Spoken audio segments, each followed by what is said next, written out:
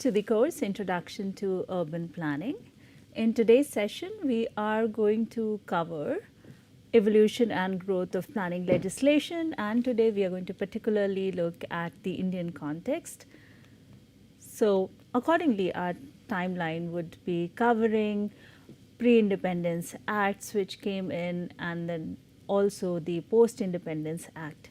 So the pre-independence act, which we shall briefly review upon, would include Sanitary Commission, Land Acquisition Act, also Bombay City Improvement Act, as well as Patrick Geddes' visit in India. We'll also look at the Bombay Town Planning Act, Rent Control Act, Uttar Pradesh Town Planning Act, Health Survey and Development Committee.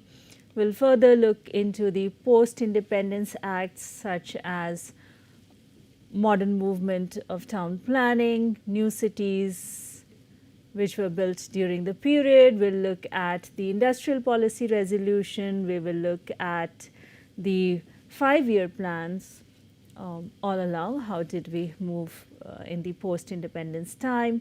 We will look at the Slum Area Improvement and Clearance Act, and then we'll also see the acts related with the monuments and conservation aspect. Further, we'll look into the Model Town Planning Act, then other regional and town planning acts such as Maharashtra Town Planning Act. We'll be also looking at Delhi Urban Art Commission, then Urban Land Ceiling Act, Model Regional and Town Planning Development, Environmental Protection Act, then also the Constitutional Amendment Acts which came in, and then we'll look at other guidelines which were developed in the time. We'll look at the URDPFI guidelines also in this timeline. Then we'll look at the other global level interventions which were taking place simultaneously, just to map them.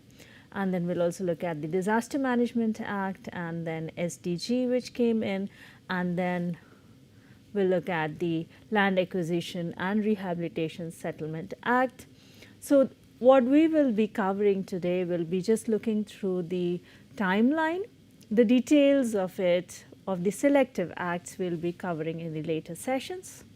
So accordingly, the learning outcomes which we'll be working on will be that you should be able to list all these acts, and you should be able to review them in the timeline, not only in the Indian context as well as in the global context, and also as per the details of the drawbacks which were coming, which were happening through these acts.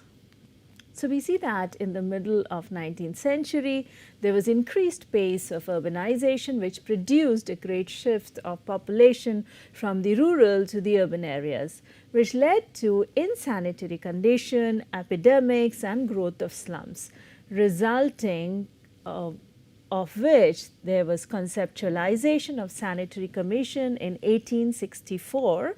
The Sanitary Commission was organized in February 1864. It was organized to give effect to the 39 articles recommendations which the Commission came up with in order to deal with the problems of the army in India in May 1859. So based on their review, they published a report in 1863. Based on those reports and the recommendations, Sanitary Commission was organized. So looking at the timeline, we see that Sanitary Commission was formulated in 1864.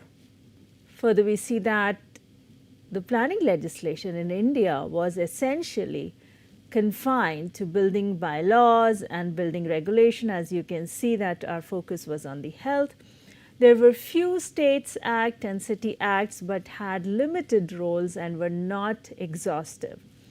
Around the same time, in 1848, we see Britain had brought Public Health Act, which was not compulsory.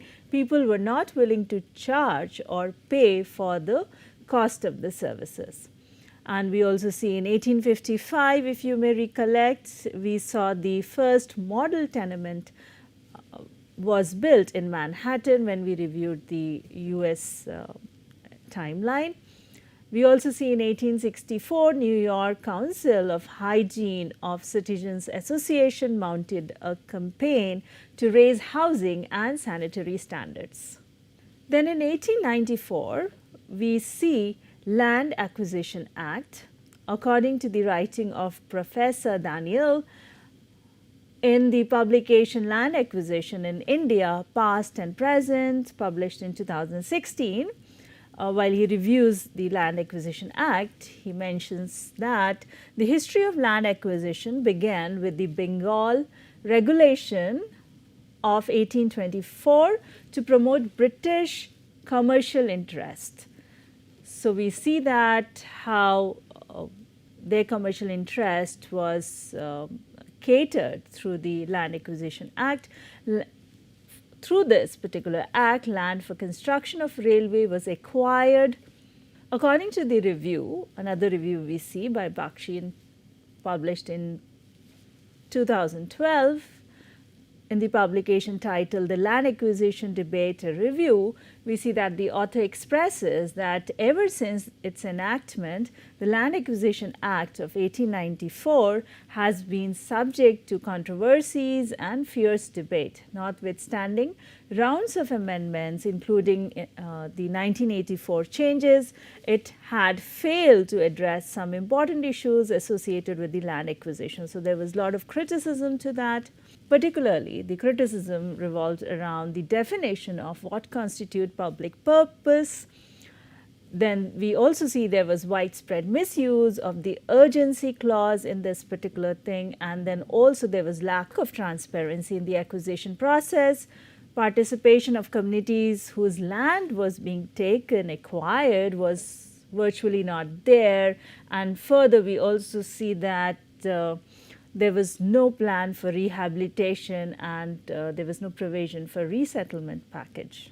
Further, we see that there was weak implementation and ineffective administration at the ground level has also increased in this time, causing a lot of suffering and anguish among the people. And due to the lack of clear definition of the public purpose, there has been considerable difference of opinion among various judgments of the Supreme Court, finally resulting into granting very broad discretionary powers to the state in terms of deciding the contours of public purpose under particular circumstances. So, all these factors coupled with the urgent need to industrialize, so you will also see that we were industrializing at that time, had put land acquisition at the, like it was the key debate in the country. So, the act went several revision and the latest one is in 2013, which we will be covering in detail in the following lectures. Further, we see in 1896-97, we witnessed Bombay Plague, which again brought in constructive changes in the planning legislation in the Indian landscape. As per the writing of Kedambi in 2001, as per the Kedambi's writing in 2001, one of the major consequences of the concern was the formation of the City Improvement Act (CIT) in 1898, with the express intention of clearing the city of its insanitary areas and mitigating the problems caused by the terrible living conditions of the poor. So, we had seen all this in our public health sessions as well. And we see that because of this, in December 9th, 1898, we see that Mumbai plague epidemic, through the act of parliament, the municipal corporation and the government handed over all vacant lands to this body, CIT. And CIT undertook a host of measures to improve sanitary and living conditions in the city. So, we see that the planned opening up of the suburb was due to this trust. We further see Professor Dossal in 1999 wrote about that CIT during the first decade of its existence undertook nearly more than 30 projects in order to improve the conditions. Further, we see as per the publication and planning perspective in 2013, Bombay City Improvement Trust eventually inspired the establishment of similar trust in other Indian cities, initially in Kolkata in 1911, then we see notably in Kanpur in 1919, then in Lahore in 1936 and Delhi 1937. Further in the timeline, we see Sir Patrick Gaddis visit in India from 1914 to 24. His visit had considerable influence in practice of town planning. Till this time, we see in our context that piecemeal development was taken up, like slum improvement, then we also see road scheme and then area development. So piecemeal approach was adopted. It was Sir Patrick's suggestion that we should go for comprehensive plan for cities. He emphasized that there is a need for town planning legislation. Further, we see that following this, we see the Bombay Town Planning Act came in 1915. We see Uttar Pradesh Town Planning Act came in 1919. Further, we see Madras Town Planning Act came in 1920. Looking at Bombay Town Planning Act of 1915, we see that it was the first town planning legislation enacted under the Bombay Town Planning Act of 1915. It aimed at providing the local authorities the most valuable powers, such as to control the future growth of the town, power to prevent formation of slums, to provide healthy dwellings, furthermore to take active measures to make life more comfortable for the poor and the middle class people. Then we see Rent Control Act in 1918. Rent control in India was introduced to prevent pseudo scarcity of rental housing post World War II. In India, first rent control legislation was introduced immediately after the First World War in Bombay in 1918, followed by similar legislation in Kolkata in 1920. Through this Rent Control Act, we see that control was imposed upon the lease of vacant buildings to tenant for desirable rented accommodation. There was fixation of fair and standard rents. We also see there was protection of tenants against arbitrary eviction. There was also maintenance and upkeep of rental properties by landlords. We also see rights to landlords against defaulter tenants. Also, we see there was provision for rights to landlords for the recovery of the premises in specific cases.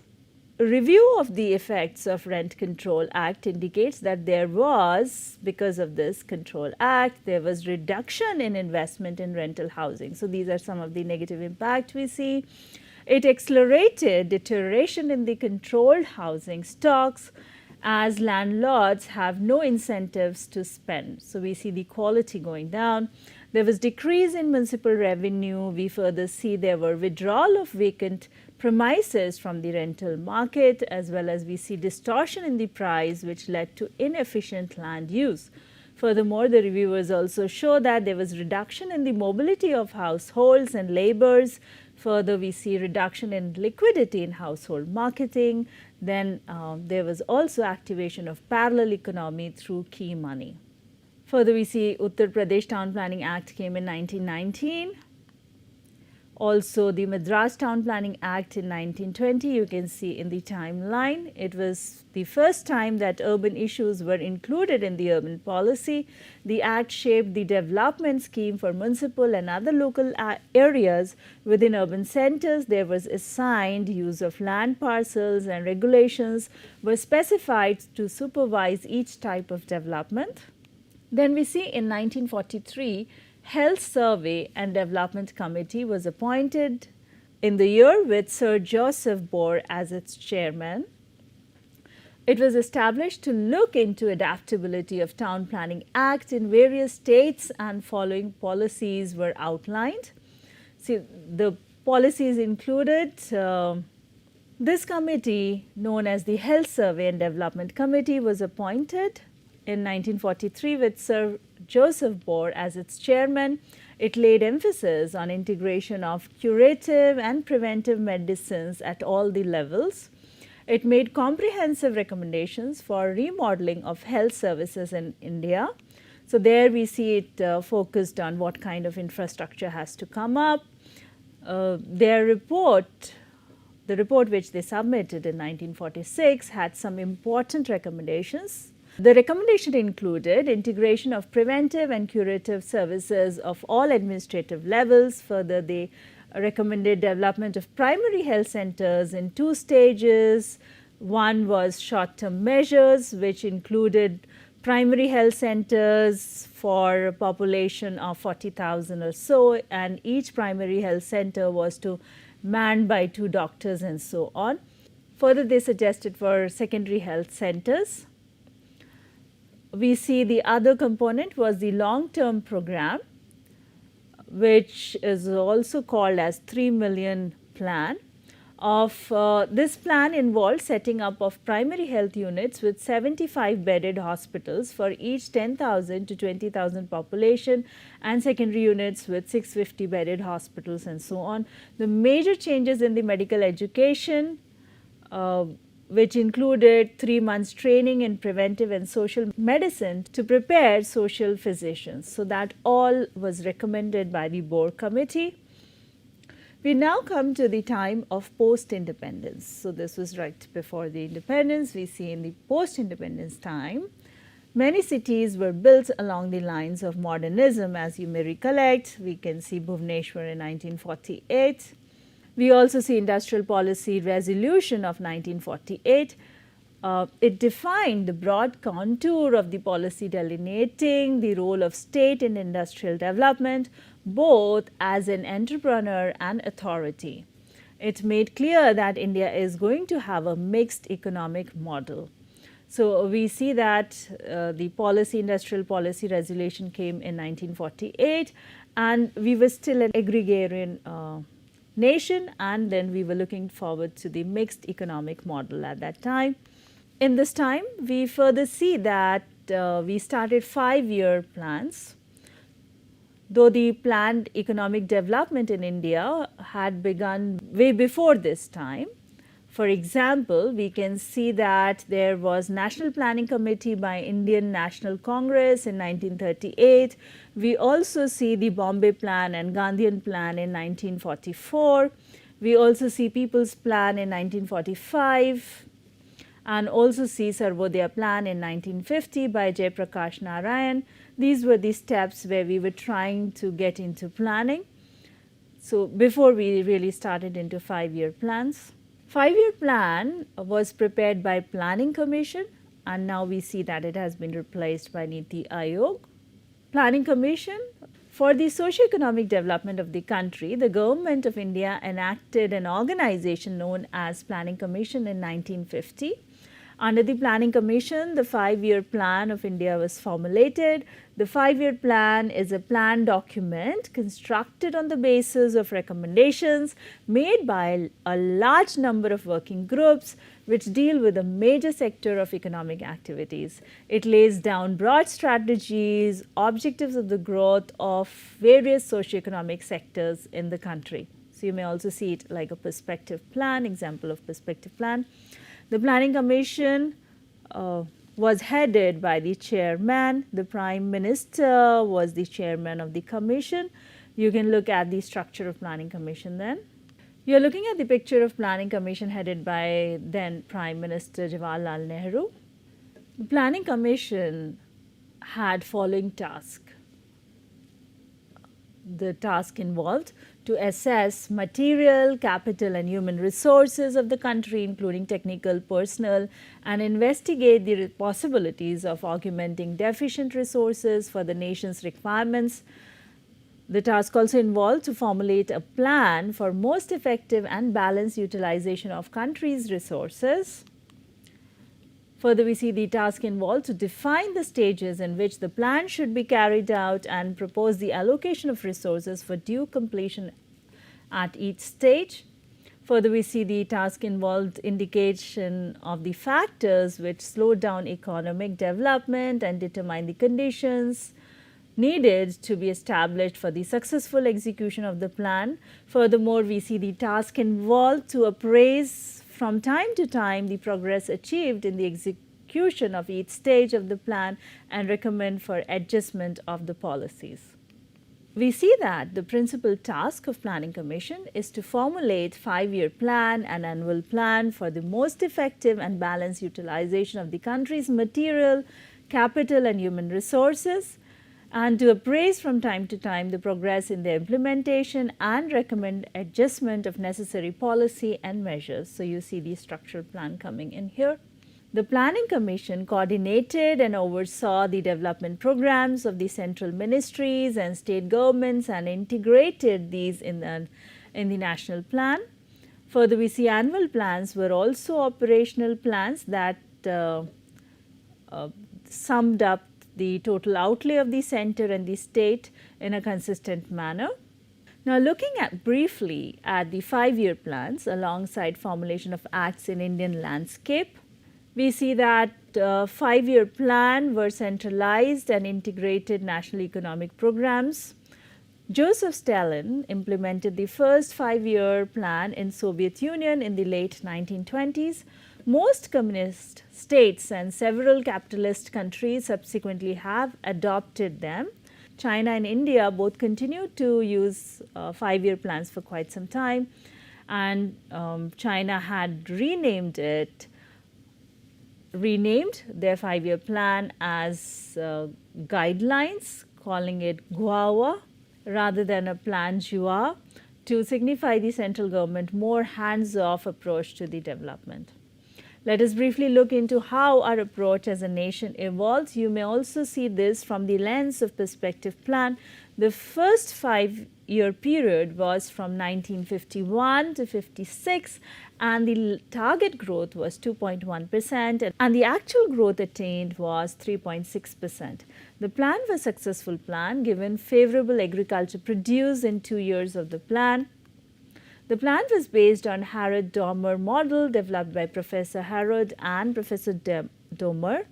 This model is based on Keynesian saving investment analysis. We have also looked into Keynesian model of planning. Harrod and Domer assign a crucial role to capital accumulation in the process of growth. So, we focused more on the savings at that point in time. In the beginning of the plan period, we as a nation were dealing with influx of refugees, as well as we were dealing with severe food shortage, plus there was rising inflation. The plan focused on agriculture, it was focusing on stabilizing the prices, and then it was also looking at how to invest in power and transportation at that time. The plan was successful, and the objectives of rehabilitation of refugees, food self-sufficiency and control of prices were considerably attained in this plan. You may recollect creation of Faridabad township. You may also recollect several large rehabilitation colonies such as Lajpat Nagar, Kalkaji Amar Colony, Malviya Nagar, developed by the Ministry of Rehabilitation to provide accommodation for displaced persons after the independence of the country in South Delhi, covered in our lecture of local area plan where we dealt with the zonal plan of Delhi. You can see Lajpat Nagar, Kalkaji and Amar Colony. You may also recollect we saw the planning of Chandigarh, which was finalized by Le Corbusier in 1951. Moving forward, in 1956, we started our second plan period from 1956 to 61, which is also called Mahalanobis plan, as it was based on the Professor M.C. Mahalanobis model. In this period, Harrod-Domer model was also adopted. The target growth was 4.5% and actual attained growth was 4.3%, which was very close to the target. The slight shortfall is said to be because of the shortage of forex and high inflation at that time. The beginning of the period indicated economic stability, so we were seeing positive direction, and the industrialization was brought to focus compared to agriculture at that time. In this period, huge imports through foreign loans were advocated, encouraged. We see industrial policy of 1956 at this time. Government revised its first industrial policy, that's the policy of 1948 through the industrial policy of 1956. It was regarded as the economic constitution of India, or the Bibles of state capitalism. The major criticism which we see about this industrial policy of 1956 was that there was sharp criticism from the private sector in particular, since this resolution reduced the scope of expansion of private sector significantly. The sector was kept under the state control through a system of licensing. So there was a lot of control of the state at that point in time. We see that this second five-year plan provided guidance for planning, particularly for preparation of plans of large cities, organizing planning activities, as well as we see the regional plan for industrial and river valley projects were guided at this point in time. We shall be seeing industrial policy in detail in the later sessions. In the same time, we see formation of Slum Area Improvement and Clearance Act of 1956. So we are seeing how industrial towns and all are increasing, how there's rapid industrialization, and we also see coming up of slum and then the relevant act for it. As per the act, the slum clearance meant clearance of any slum area by demolition and removal of buildings thereof, and it focused on work of improvement, necessary repair, structural alteration, provision of light points, water taps, bathing places. It also focused on construction of drains, open and covered drains, provision of toilets, including conversion of dry toilets into waterborne toilets. It also focused on provision of additional and improved fixtures or fittings, opening up or paving of the courtyards, removal of trash, and similar other activities. Further, we see in this timeline that Ancient Monument and Archaeological Sites and Remain Validation Act came in 1958. This act came in particularly to preserve ancient monuments, archaeological sites and remains, and to reduce further damages to them. This act facilitated acquisition of rights in the protected monuments. It also encouraged preservation of protected monuments by agreement, maintenance of certain protected monuments, right to access protected monuments, and restriction on the enjoyment of the property rights. Moving forward in the timeline, we see third five-year plan period from 1961 to 66. The target growth was 5.6%. At the inception of the plan period, the environment was good and considered favorable for economic takeoff. Therefore, the country targeted for self-reliant and self-generating economy. Agriculture was given top priority to support the export and industry at this time. The nation achieved growth rate of 2.8%. The plan failed in attaining the target due to the unprecedented events of Chinese aggression in 1962, Indo-Pak war in 1965, and drought in 1965 and 66. Because of this, the focus was shifted from development to defense and development. We see that in this third five-year plan, there was enactment of town planning legislation. There was also, the fund was also provided for urban area planning, industrial town, capital town, port towns and other cities for preparation of master plan, and it was supported by legislation. We see at the national level, two bodies were constituted during the second and third year plans to provide guidelines for planning urban development. We see Committee of Planning Projects, COP. We also see Bureau of Public Enterprise, BOP. Then we also see ITPI, Institute of Town Planning India, constituted in 1960, which prescribed model town planning legislation for all the states. We see that the Institute of Town Planners, which was founded in 1951 in India, drafted a Model Town Planning Act in 1960 and circulated it among all the states for implementation. It provided only the basic guidelines with regard to town planning legislation, leaving it to states for implementation to satisfy their requirements.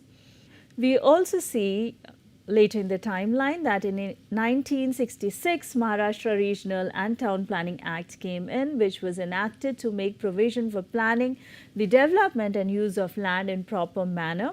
It aimed to make provision for the preparation of development plans with a view to ensure that town planning schemes are made in proper manner and their execution is made effective. This act made provision for creation of new towns by means of development authorities. Moving on in the timeline, we see that due to the failure of third five-year plan, Government of India did not implement the fourth five-year plan. The period for 1966 to 1969 was known as a plan holiday period. During this period, the annual plans were implemented, which emphasized on irrigation and agriculture sector due to agricultural crisis and food shortage. So we were having those problems at this time. It involved widespread distribution of high-yielding varieties of seeds, extensive use of fertilizers, and heavy irrigation and soil conservation. During these annual plans periods, we could absorb the shock of third and fifth year plan. It prepared us for the future growth. Moving on, we see the fourth five-year plan, the plan period for which was 1969 to 74. It refocused on growth stability and progressive achievements of self-reliance. So now we were focusing on self-reliance, and we see there was promotion of agriculture, and also we were trying to control population through family planning programs. You may study more about population in any of the demographic related subjects of planning. The target of fourth five-year plan was 5.7%. However, we achieved 3.3%, and probably the reason for this was due to refugee influx from Bangladesh before and after 1971 Indo-Pak War and continued inflation. Further in the period, we see formation of Delhi Urban Art Commission Act 1973. Act was formulated to promote qualities in urban environment which can enhance values of the community, to bring up and nurse attractiveness, aesthetic and functional utility of the community living and work, to preserve character and quality of man-made heritage by maintaining integrity of those areas, and so on. So we see that there was formation of Urban Art Commission. This Delhi Urban Art Commission, the functional responsibility of the commission involved advisory to the central and the local government, promotion and securing development and integrated urban conservation, and then scrutinizing and approving or rejecting or modifying proposals. Moving forward in the timeline, we see fifth five-year plan from 1974 to 79. This plan was launched amidst massive inflation due to the rise in oil prices. The focus of the plan was to remove poverty, Garibi Hatao, and attain self-reliance. The key instrument for development were income distribution and improvement in saving. There was emergency in 1975 and emphasis shifted to Pradhan Mantri 20-point program. This plan was terminated when Janata Party came to power in 1978. In this time, we also see formulation of Urban Land Sealing and Regulation Act 1976, which was applicable to 73 towns and cities. This particular act implied sealing on vacant land in urban agglomeration varying from 500 to 2000 square meter. Sealing limits applicable to peripheral areas ranging in width from 1 kilometer to 8 kilometer. Sealing on plinth area of all future dwelling units varying from 300 to 500 square meter, and so on. Looking at the issue of Urban Land Sealing and Regulation Act 1976, as per the reviews, we see the reviews says that there was sharp decline in the prices of vacant land and increase of rents of existing apartments and bungalows. There was increase in real estate price, small land. Housing became exclusive public domain. There was land speculation. Then we also see increase in the heights in buildings, We also see uncertainty in industrial development, expansion, and diversification at this time. Moving forward in the timeline, we further see in the period of 1978-80, there was rolling plan. We see two sixth plan by Janta government, which was from 1978 to 1980. It focused employment in contrast to Nehru model, which was criticized for accumulation of power and income imbalance and increase in poverty. The government period lasted for 2 years only. Congress regained power and addressed the issue of poverty and creating enabling environment by expanding the economy. The sixth plan by Congress for the planned period 1980 to 85 targeted for growth rate of 5.2% and attained the growth rate of 5.7%. The plan focused on increase in national income, modernization of technology with focus on reduction in poverty and unemployment. We see schemes like TRISEM, IRDP and NREP focusing on skill and employment. These all schemes were initiated in the period. Even though there were famine condition and agriculture output was low, the targets were attained in this particular plan period. In this period, we also see that Town and Country Planning Organization, TCPO, formulated the Model Town and Country Planning Law in year 1960. This Model Act was revised by TCPO in the year 1985 as Model, Regional and Town Planning and Development Law to enact a comprehensive urban and regional planning legislation in all states and union territories. Moving in the timeline, we further see 7 5-year plan from 1985 to 90. The target growth was 5% and actual growth attained was 6%. The plan focused on agriculture with increase in production of food grains, increase in employment opportunities. In the same time, we see that our awareness about environment improves, and we see that Environmental Protection Act came in 1986. Environmental Protection Act EPA was enacted in 1986 with the objective of providing protection and improvement of the environment. It empowers the central government to establish authorities charged with the mandate of preventing environmental pollution in all its forms and to tackle specific environmental problems that are peculiar to different parts of the country. The Act is one of the most comprehensive legislation with the pretext to protection and improvement of the environment.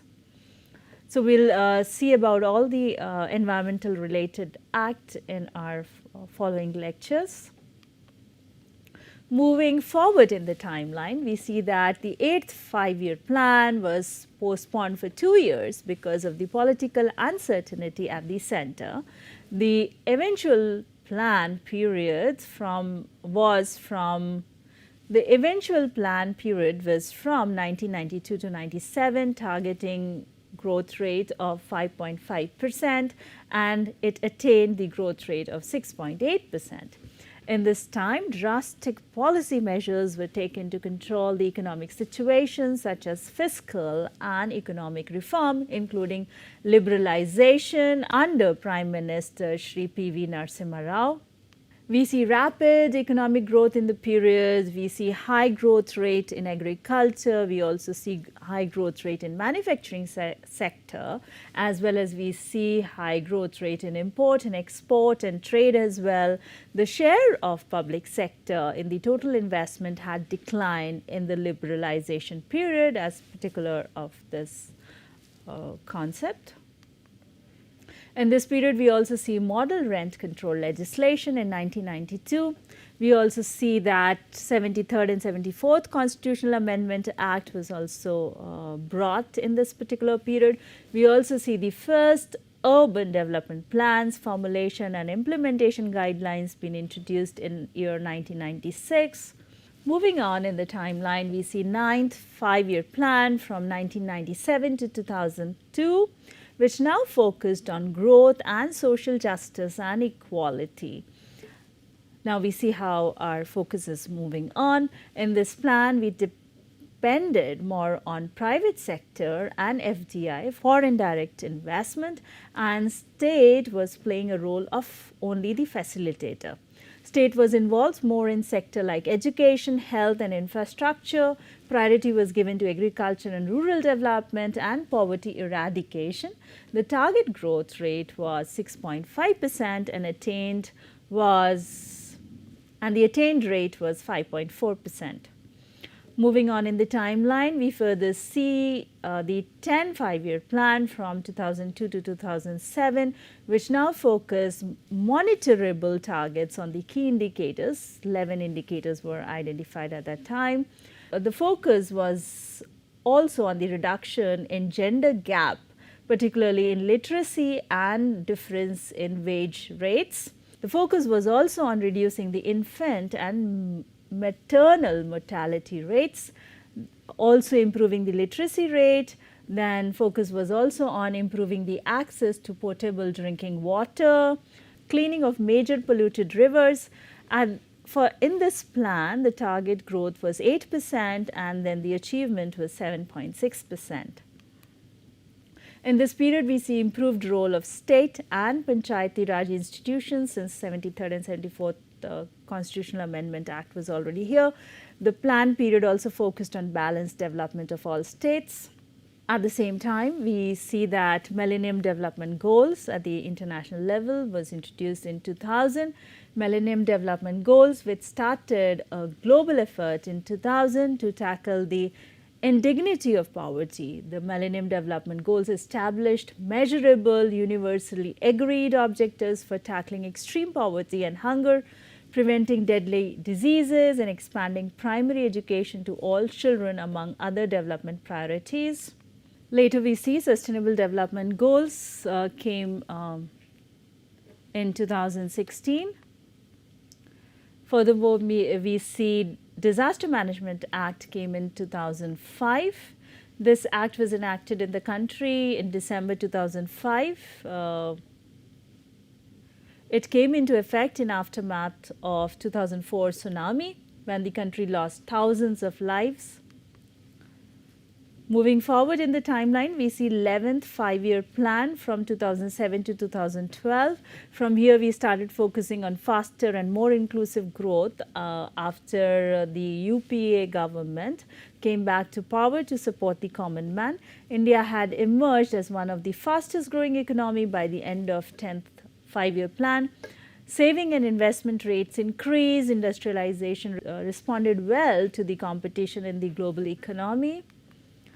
However, the growth was not considered inclusive, as data still showed low indicators for the ST and ST communities, such as there were high cases of poverty, malnutrition, mortality and unemployment.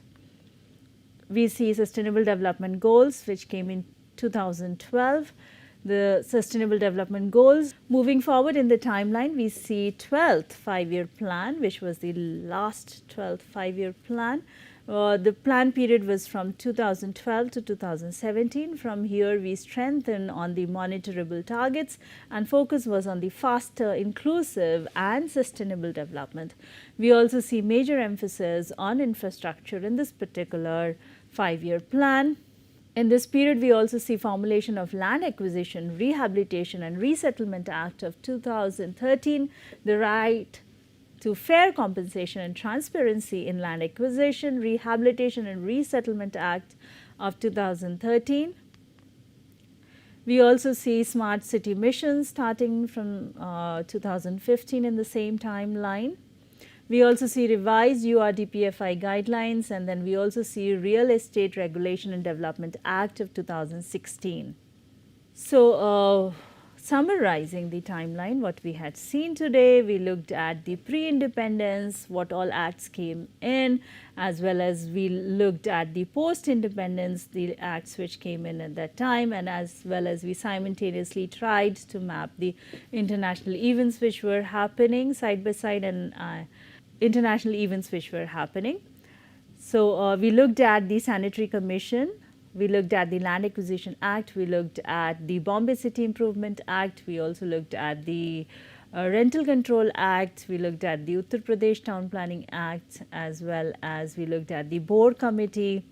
We looked at the Industrial Policy Resolution. Further, we looked at all the 5-year plans. We looked at the Slum Area Improvement and Clearance Act.